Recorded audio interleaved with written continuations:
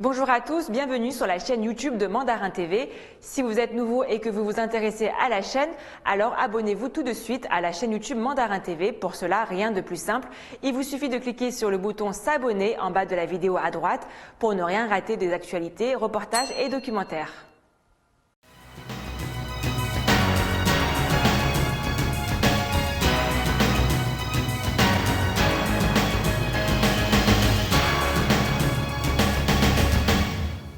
Bonjour à toutes et à tous et bienvenue dans Chine France le journal, votre émission quotidienne d'information sur la Chine en français sur Mandarin TV. Sans transition, voici les titres de l'actualité. 109 nouveaux cas de Covid-19 signalés dans la partie continentale de la Chine. Les 22 mineurs coincés à Xijia ont transmis une note aux sauveteurs. Le ministre chinois des Affaires étrangères termine une tournée de 4 pays d'Asie du Sud-Est. La Chine, seule économie majeure avec une croissance positive en 2020. La Chine a investi 81,5 milliards de yuans depuis 2017 pour améliorer la qualité et les ventes des céréales. Les importations de produits agricoles africains par la Chine continuent d'augmenter.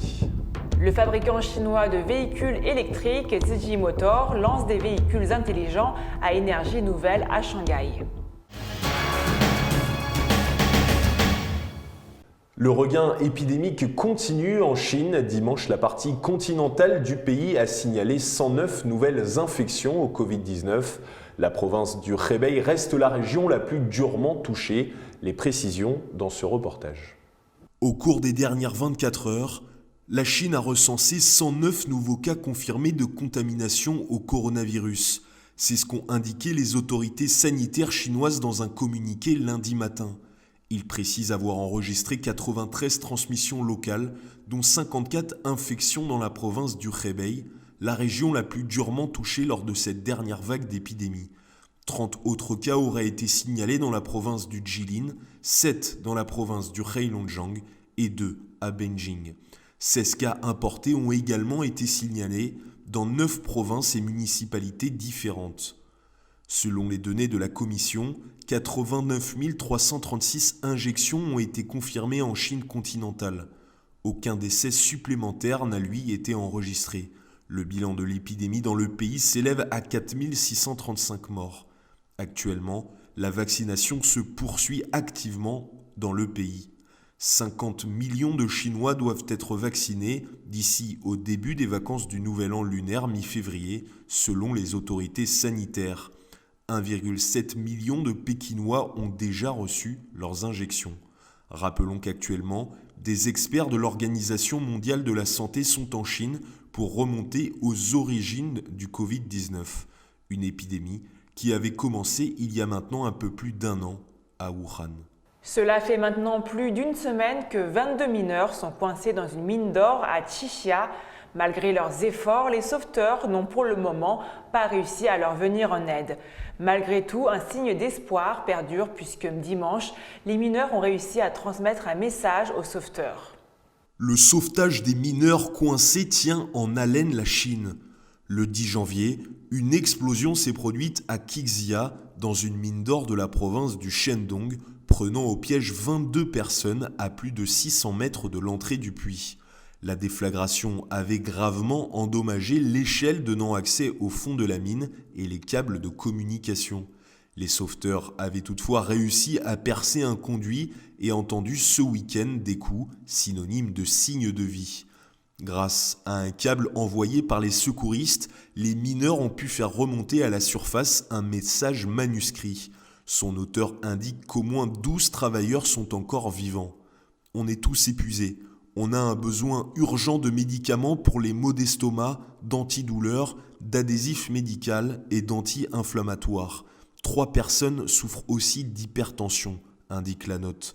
L'auteur du message écrit par ailleurs qu'une grande quantité d'eau entoure les mineurs, dont 4 sont blessés. On ne connaît pas la situation des 10 autres personnes coincées. Tant que les secours se poursuivent, on continuera à garder espoir. Merci. Les sauveteurs sont actuellement en train de forer plusieurs tunnels avec pour objectif de ramener les mineurs en sécurité à la surface. 2 responsables de la mine ont déjà été licenciés suite à l'explosion. Les accidents dans les mines sont courants en Chine, où le secteur présente un mauvais bilan en termes de sécurité et où les réglementations ne sont parfois pas appliquées. En décembre, 23 mineurs avaient perdu la vie dans une mine d'or de charbon à Chongqing, dans le sud-ouest du pays. L'espoir d'un sauvetage miraculeux alimente les discussions sur l'internet chinois Weibo. Le hashtag accident de la mine d'or de Qixia comptabilisait lundi après-midi 140 millions de vues. Le ministre des Affaires étrangères Wang Yi a terminé samedi sa tournée en Asie du Sud-Est. Outre son aide pour lutter contre la Covid-19, la Chine espère accroître ses échanges avec les pays d'Asie du Sud-Est dans des secteurs tels que la 5G, l'économie numérique et l'intelligence artificielle. Retour sur une semaine de visite officielle. En tournée en Afrique il y a 2 semaines, le ministre chinois des Affaires étrangères Wang Yi s'est rendu la semaine dernière dans 4 pays d'Asie du Sud-Est. Une période d'ailleurs difficile pour la région. Le Myanmar, les Philippines et l'Indonésie sont actuellement en pleine guerre contre le Covid-19. Le déploiement des vaccins dans ces pays sera alors absolument crucial au cours des prochains mois. C'est pourquoi les vaccins chinois seront essentiels pour stopper l'épidémie et la mortalité. À ce titre, Wang Yi a été accueilli par le président du Myanmar Win Myint, qui a remercié la Chine pour son soutien dans la lutte contre la pandémie. La Chine a promis de fournir gratuitement au Myanmar un lot de vaccins contre le Covid-19. Quant à l'Indonésie, la firme chinoise Sinovac lui a envoyé 15 millions de doses de matières premières pour les vaccins plus tôt dans la semaine. Wang Yi a déclaré que la Chine est prête à approfondir la coopération sur le développement de vaccins avec l'Indonésie, en appuyant son projet de devenir une plaque tournante régionale de la production de vaccins. Mais outre les vaccins, la reprise économique reste l'un des principaux objectifs des gouvernements chinois et de l'Asie du Sud-Est. Au cours de son voyage, Wang Yi a exprimé l'espoir d'accélérer les projets dans le cadre de l'initiative Ceinture et Route. La Chine est actuellement le 2e investisseur au Myanmar et Wang Yi a déclaré que la Chine est prête à accélérer la construction du corridor économique Chine-Myanmar, l'un des projets phares de l'initiative. Quant au Brunei, Wang Yi a préconisé des efforts conjoints et des progrès constants sur les projets de raffinerie de pétrole et pétrochimique, ainsi que sur le corridor économique Brunei-Guangxi. En outre, la Chine dit espérer cultiver de nouveaux points de croissance avec ces pays d'Asie du Sud-Est, dans des secteurs tels que la 5G, l'économie numérique et l'intelligence artificielle. La crise sanitaire n'aura pas raison de l'économie chinoise. En effet, le PIB de la Chine a dépassé 100 000 milliards de yuans, soit une croissance de plus de 2,3%. Des chiffres qui permettent à la Chine d'être la seule économie majeure avec une croissance positive en 2020. Un an après le début de la pandémie, la Chine accélère sa reprise en s'affirmant en locomotive d'une économie mondiale toujours engluée dans la crise sanitaire. Le produit intérieur brut de la Chine a dépassé le seuil de 15 420 milliards de dollars, affichant une croissance de 2,3% pour atteindre 100 000 milliards de yuan en 2020, selon des données publiées lundi par le Bureau d'État des statistiques, devenant ainsi la seule économie majeure de la planète à échapper à la récession en cette année de Covid. Bien qu'au premier trimestre, le produit intérieur brut ait diminué d'environ 7%, il a augmenté au cours des trimestres suivants, avec une croissance de 6,5% au 4e trimestre. Le marché de l'emploi était lui stable, le taux de chômage dans les zones urbaines était de 5,6% au lieu de 6% prévu par le gouvernement. Les investissements en actifs immobiliers ont augmenté de 2,9%. La production industrielle à valeur ajoutée a augmenté, elle, de 2,8%. Les ventes au détail de biens de consommation en Chine, un indicateur majeur de la croissance de la consommation, ont chuté de 3,9%. Cette hausse du PIB demeure la plus faible du régime communiste depuis 1976 malgré tout, à la fin de l'ère maoïste, et représente un tiers seulement de celle de l'année précédente. Mais elle permet malgré tout au pays d'accroître son poids dans l'économie mondiale, drainant les investisseurs du monde entier. Cette reprise permet également à la Chine d'aborder 2021 en position favorable pour amplifier ses performances selon Natixis, alors que cette année marquera le centenaire du Parti communiste chinois sous l'égide du président Xi Jinping. Pour améliorer la qualité et les ventes des céréales, la Chine a investi 81,5 milliards de yuan depuis 2017. Des efforts pour renforcer la sécurité alimentaire qui ont contribué à assurer les besoins quotidiens de la population au milieu de l'épidémie de Covid-19. Selon un communiqué publié le 12 janvier par l'Administration nationale des produits alimentaires et des réserves stratégiques, la Chine a investi 81,5 milliards de yuan depuis 2017 pour améliorer la qualité et les ventes des céréales.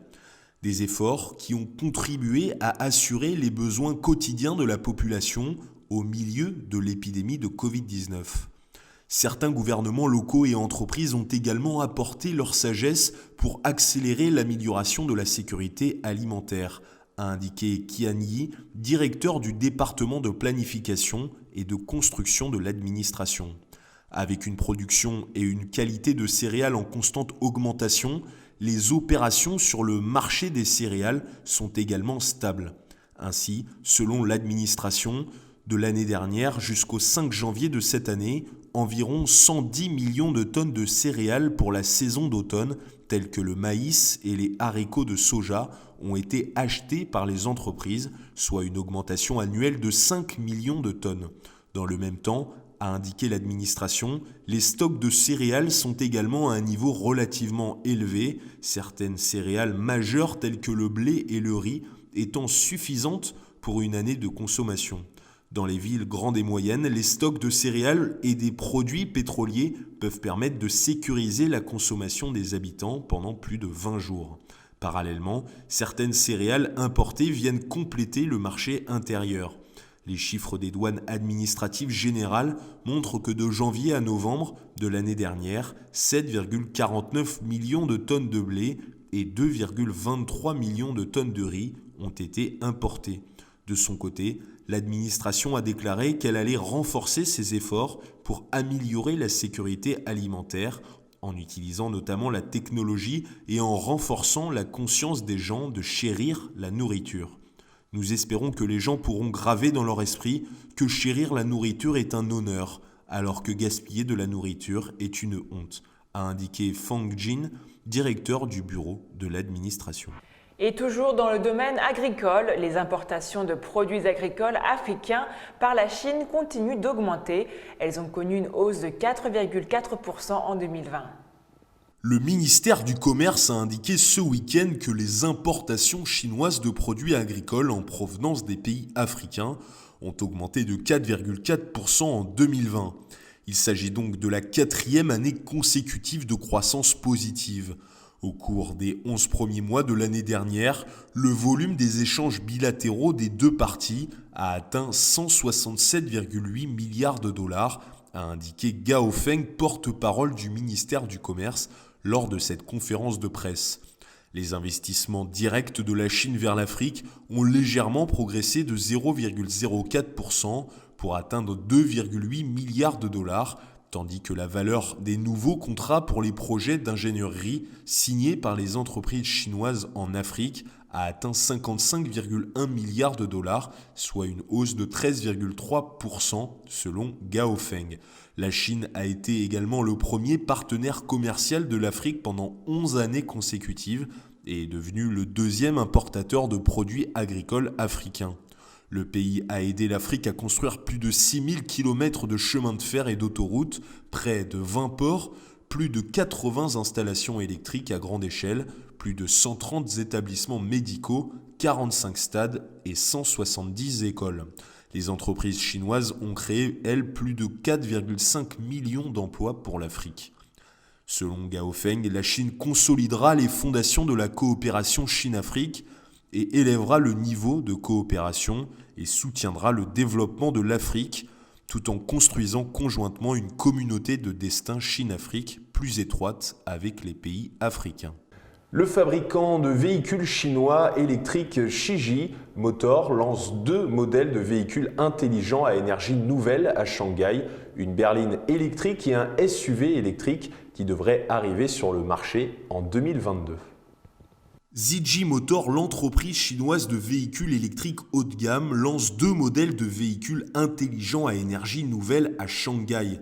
Rappelons que Shiji a été lancé conjointement par le grand constructeur automobile chinois SAIC Motor et le géant du commerce électronique Alibaba Group en novembre dernier, avec un investissement de 11 milliards de yuan, soit 1,53 milliard de dollars.